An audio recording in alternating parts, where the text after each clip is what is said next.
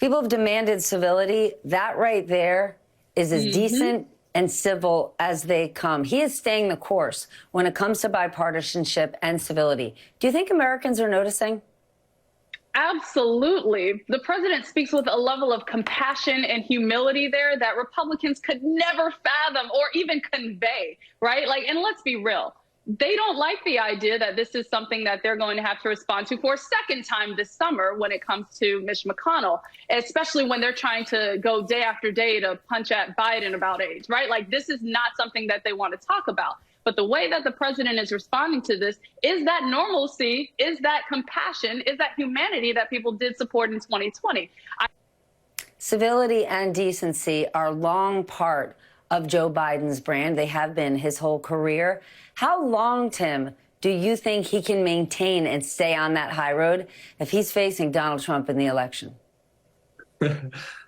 He did it in 2020. He's continued to stay on it. I'm happy we brought this up because it is just such a contrast, and I don't feel like he gets enough credit for it. And it's frustrating to me, particularly among the remaining Republicans who try to act like they are defending of norms and want civility and want to return to all of that. The kinds of senators that are supporting Tim Scott, et cetera, in the presidential race, they never give him credit for this. And it would be really easy to take a cheap shot at Mitch McConnell today. He didn't do that. I think a lot of pundits across all partisan lines did not think that Joe Biden would be able to achieve the bipartisan achievements that he did at the beginning of his administration. A lot of people thought that was a pipe dream, or it was naive to think that he could work with Republicans, given how radicalized the party had been under Trump, and he did that. So I don't see why he wouldn't be able to keep this up. And by the way, even with someone he's running against, Ron DeSantis right now in Florida,